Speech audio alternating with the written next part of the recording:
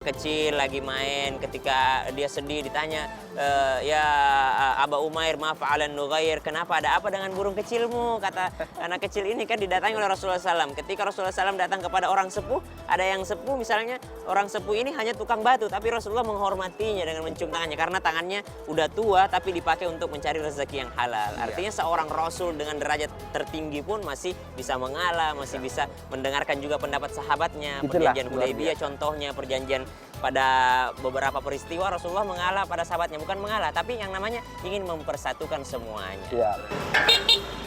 Mas, geserin dong mas, mau parkir. Motor ya. Ini geser mas. Ya. Tolong sekalian masukin mas motornya mas.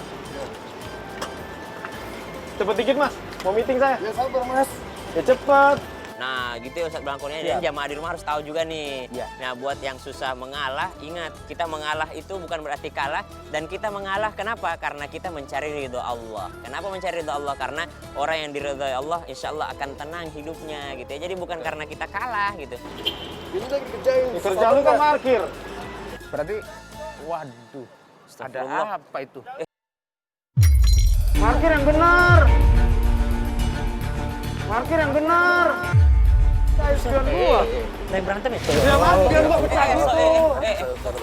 Ada apa nih? Ya Allah. Jangan ribut. Ada apa? Ada apa? Udah. Ya masalahnya saya lagi Pagi-pagi. beresin motor. Ya. Nah dia ini minta tolongin saya beresin motor, tapi caranya dia nggak enak. Dianya aja Pak Ustadz yang lama beresin motor. Tadi kan, tapi di antara kita harus saling sabar ya, harus saling sabar. Kenapa sih? Dia nyuruh. Oke. Soalnya saya udah baik-baik nih ngerjain motornya. Tapi dia nyuruh saya, Ustadz. Emang saya apa? Aduh. Dia lama, beresin motornya lama Pak Ustadz. Kan bisa baik-baik ngomongnya. Memang di antara kita itu kalau tidak ada kesabaran, maka akan terjadi satu konflik yang besar. Waduh. Padahal di antara kita ini kan harus saling berbuat baik kepada yang lainnya.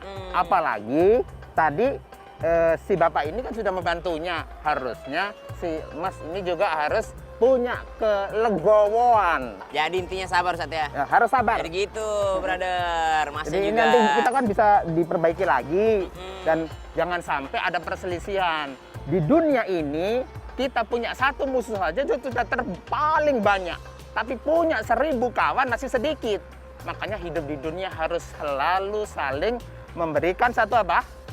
Kebaikan dan saling berbagi, serta kita harus saling tolong menolong di antara kita. Benar, Begitu. dan tolong menolong pun ada aturannya. Maksudnya kita pengen minta tolong sama saudara kita tuh sebenarnya kan dalam Al-Quran sebutnya wa ta'awanu gitu kan, saling tolong menolong. Jadi saling gitu.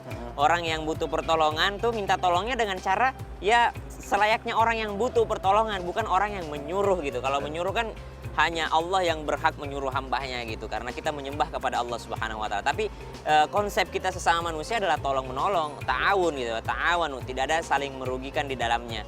Jadinya tidak terjadi berantem gini Ustaz ya. Kan ada adab, adabnya, saling menolong tuh ada adabnya. Minta tolong ada adabnya dengan sopan, santun, ada tata keramanya. Tapi sebenarnya di zaman Rasul